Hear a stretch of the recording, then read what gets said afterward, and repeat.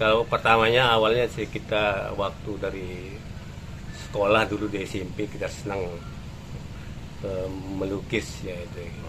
Cuman melukisnya kita kan di Lombok ini kita enggak begitu paham dengan alat dan bahan, sehingga kita ada bimbingan dari Pak Guru membimbing kita untuk istilahnya berjalan, disarankan, dikasih saran untuk belajar ke sekolah yang formal yaitu seni rupa gitu. Akhirnya waktu itu tamat SMP kita langsung mencari sekolahan itu yaitu Seseri ya, sekolah menengah seni rupa. Akhirnya sana saya sempat belajar. Waktu itu kan masa pendidikannya 4 tahun Mas. Jadi 1 tahunnya yang terakhir itu kelas 4-nya itu hanya jurusan. Kebetulan saya waktu itu ngambil jurusan seni lukis murni gitu. Kan ada 2 seni lukis itu, seni lukis tradisional sama seni lukis seni modern gitu. Jadi saya ambil seni lukis murni modernnya itu, dan terus bertahap. Akhirnya saya selesai di sana, saya balik ke Lombok ya. Di sini saya gelisah dan mencari teman-teman seniman, siapa perupa seni rupa di Lombok ini. Akhirnya saya terus mencari. Saya tidak pengalaman siapa itu seniman, siapa itu pelukis di sini, belum tahu gitu. Akhirnya saya dapat info dari koran-koran, dari pameran-pameran. Akhirnya ketemulah seperti yang senior-senior seperti Pak Tarpi Abdullah ya, I Gusti Ide Bagus Kebon gitu ya, itu terus sama Pak Pengsong dan sebagainya seperti Pak Joko Prayitno dan sebagainya itu. Akhirnya di sana kita sambil silaturahmi, kita sambil mencari semangat untuk belajar melukisnya. Dan sebelumnya di Bali, waktu saya kembali lagi ke Bali, waktu itu saya sempat belajar sama Pak Rusli Hakim, pelukis Denpasar, dan sama Ohat Pono namanya. Beliau orang senior yang nasional ya. Ohat Pono itu saya sempat belajar sama beliau. Saya dididik berhari-hari. Selama 3 bulan saya harus ke pasar untuk membuat sketsa, ditugaskan sama beliau itu. Jadi tiap hari itu saya harus ke pasar, ke kampung, harus dapat 25 sketsa setiap hari gitu. Itu tugas yang dikasih sama beliau untuk belajar di sana dulu itu. Akhirnya berlanjut, saya kembali ke sini. Akhirnya saya bergabung dengan sanggar yang ada di Mataram, yaitu Sanggar Mekar Budaya waktu itu tahun 89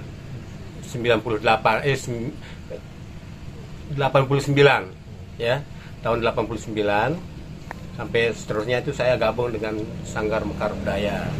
Di sana kita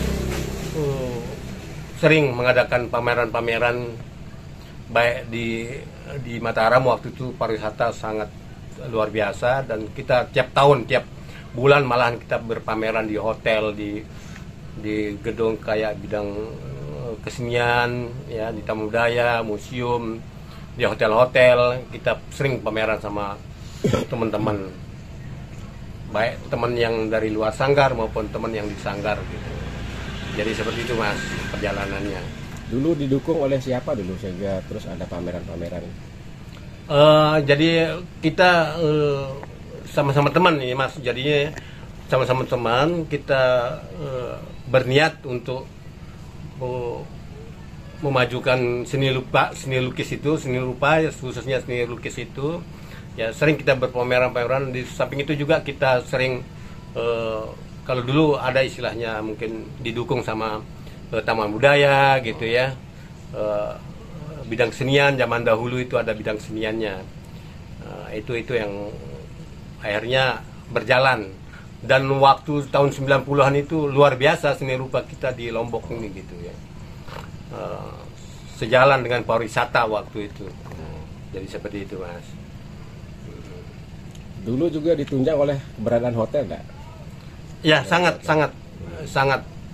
Karena pendukungnya dari pariwisata itu sangat luar biasa. Akhirnya kita bersemangat luar biasa jadinya, karena ada istilahnya paling tidak ada karya kita yang dibeli sama pengunjung itu bule-bule atau tamu gitu kan. Akhirnya itu yang membuat kita bangkit gitu. Di samping itu, kalau kita lihat fase kepelukisaan Pak Sattar ini dulu kan memang banyak bernuansa etnik kan, etnik, kemudian ada perubahan sedikit ke agak ke wilayah-wilayah yang agak abstrak ya, dengan absurd gitu ya. Ya jadi begini Mas, kalau masalah perjalanan melukis saya itu, saya dulu ke bidang istilahnya budaya ya, ada kebudayaan, ada pewayangan dan sebagainya, itu sering saya angkat ya, dan terutama etnik-etnik terus seperti Nyongkolan dan sebagainya, Sorong Serah dan sebagainya, itu yang saya lakukan gitu. Dan pada suatu saat ya, sekitar tahun 2000-an,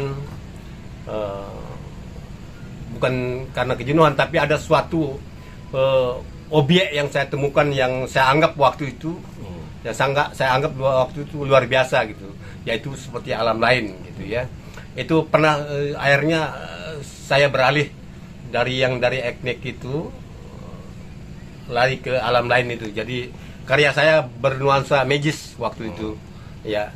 Jadi banyak sekali karya saya yang saya ungkap, dan banyak sekali objek-objek ya, dan itu secara langsung ya. Jadi bukan hayalan, bukan impian, bukan inspirasi, tidak mampu seperti itu gitu. Tapi itu objek langsung di alam lain itu. Dan itu medianya sejenis mineral gitu Mas. Itu hanya beberapa karya, itu sekitar kalau tidak salah sekitar 60-an lebih karya saya yang bernuansa. Dan itu beratus-ratus subjek, masih banyak. Mungkin bisa diceritakan media mineral itu batu mineral ya. Itu bisa diceritakan ditemukan di mana dan bagaimana prosesnya alam lain itu bisa menjadi karya lukis. Apakah dia memang penampakan di batu itu kemudian langsung dilukiskan begitu ya? Jadi prosesnya ya, kalau masalah mineral itu saya banyak dapat dari orang ya, di samping juga ada saya memburu gitu ya. Itu ada jenis seperti ruby, ada yakut namanya ya, dan ada sitrin, jenis-jenis mineral itu. Dan itu tekniknya itu dengan menyalakan lilin ya, untuk melihat alam lain itu. Dan itu siapapun bisa melihat, bukan saya sendiri gitu ya. Jadi semua orang, jadi nyata gitu. Jadi itu sampai teman-teman sempat waktu itu mencoba menyaksikan secara visual di dalam mineral itu. Ternyata betul di sana itu ada simbol daripada energi gitu. Apa saja penampakan yang bisa dilihat di batu mineral itu? Banyak sekali makhluk-makhluk aneh ya Mas.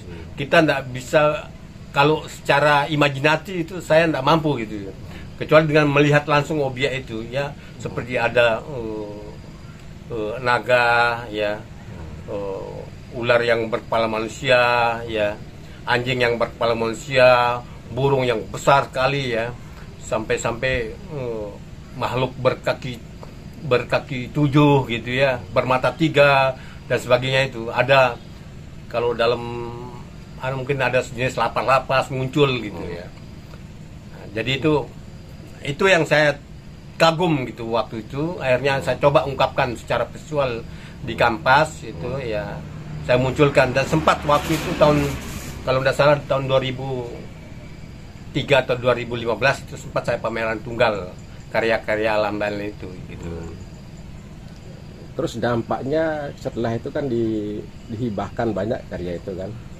Apa yang dialami memindahkan gambaran-gambaran dalam batu itu ke atas kanvas?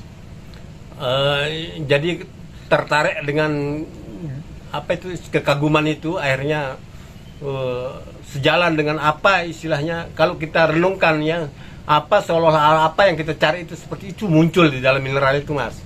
Itu yang membuat saya tergoda, terkagum-kagum, sampai saya lupa diri waktu itu gitu. Maaf aja, ini saya buka rahasia saya sendiri. Saya kagum dengan hal-hal seperti itu gitu. Jadi di pikiran kita mau mencari sesuatu apa, begitu kita mata kita melihat ke batu itu langsung ketemu gitu ya? Ya, seperti itu, munculnya seperti itu. Jadi itu yang membuat saya kagum-kaguman gitu ya. Dari hal-hal yang sifatnya mungkin spiritual gitu ya. Suatu yang ternyata itu larinya luar biasa ya. Pada klimaknya nanti saya lanjutkan itu pada klimaknya itu. Jadi itu yang membuat saya seolah-olah istilahnya, maaf ini saya tertipu dengan hal-hal seperti itu gitu. Jadi Pak Sattar waktu itu merasa terikat oleh batu itu ya? Ya benar dengan objek-objek itu yang terikat gitu. Karena seolah-olah menyatu dengan energi, artinya simbol-simbol energi yang ada di batu.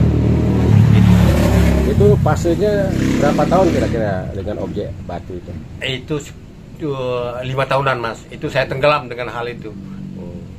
5 tahunan saya tenggelam, ya, mencari di dalam cahaya kegelapan seperti itu gitu ya. Itu. Nah, memang kehidupan dalam batu itu dia bergerak ya, gambarannya dia. Iya dia bergerak gitu. Dia bisa berubah-ubah gitu.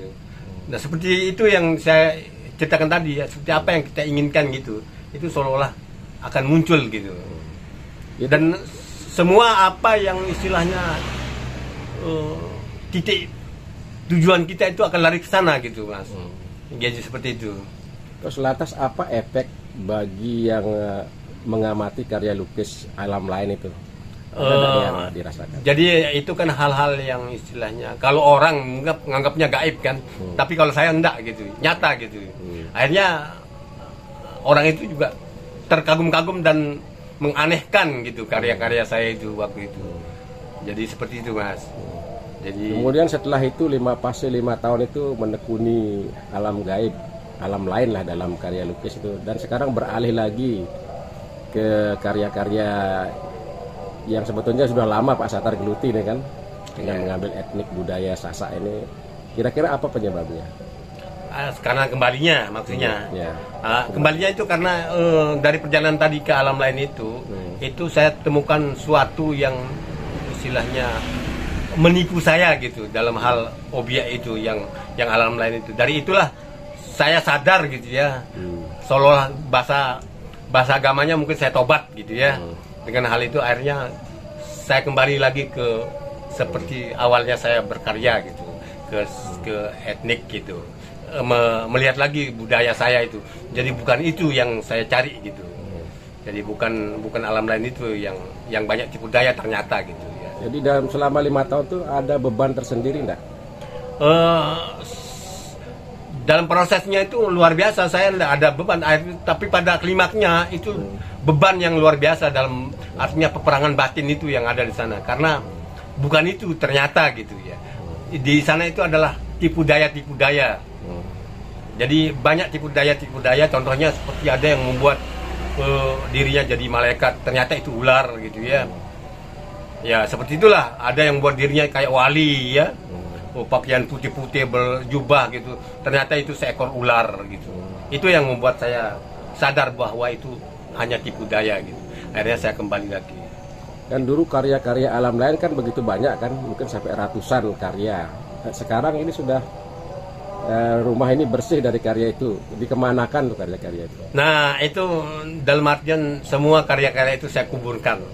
Tidak ada satupun yang dekat dengan saya, artinya saya coba lepas dari hal-hal gitu itu. Akhirnya karya-karya itu saya sumbang ke orang, kasih orang, siapa yang mau. Ada yang juga saya bakar gitu. Karena gimana ya, supaya saya itu lepas dari hal-hal gitu itu. Supaya tidak lagi dekat dengan hal-hal gitu, dengan tipu daya itu. Terutama dalam batin saya sendiri, itu peperangan berat. Nah, untuk melepasnya itu suatu yang berat juga. Tapi alhamdulillah akhirnya saya punya metode tersendiri untuk menguasainya itu. Artinya ada energi negatif yang dipantulkan dari karya-karya alam lain itu. Ya, itu yang saya saya uraikan di sana itu. Itu yang saya coba lepas semua, karena itu semua begitu gitu. Jadi semua tipu daya di sana itu. Itu kan mengerikan gitu. Kalau kita kagumkan Mas, akhirnya jadi makanan, jadi dari makhluk-makhluk halal seperti itu kan. Jadi seperti itu. akhirnya batu-batu yang memberi inspirasi untuk melukis karya semacam itu dikemanakan sekarang? Itu saya kubur jauh di bawah gunung gitu ya, di gunung gitu saya kuburkan dia supaya tidak lagi dekat dengan saya gitu. Itu supaya tidak lagi ada. Kalau saya taruh di depan, di muka, di samping saya, mungkin nanti akan kembali lagi ke saya gitu. Akhirnya saya jauhkan semua dan saya semua lepas, tidak ada apa-apa kecuali kita tawaduk gitu. Dan sekarang Pak Sattar kan kembali lagi ke karya-karya yang lebih menghibur kan, ada nuansa hiburan, gembira gitu kan, dengan nuansa etnik budaya ini kan. Apakah itu memang panggilannya ke sini? Ya bukan pelampiasan ya Mas, juga perjalanan seperti itu mungkin karena kesadaran itu yang intinya ya. Jadi kesadaran intinya semua. Karena tadi dari perjalanan-perjalanan yang sudah itu ada kelalaian di saya. Jadi sekarang yang kelalaian itu yang saya coba lepas gitu ya. Akhirnya kembali lagi ke diri semula gitu. Berbuat seperti awalnya gitu. Dan mencoba membangkitkan spirit lagi untuk yang sifatnya menghibur gitu. Terutama untuk budaya. Ada beda rasa nggak melukis karya dunia lain sama karya-karya yang sekarang mulai dibangun lagi? Jelas ada Mas, itu jauh ya.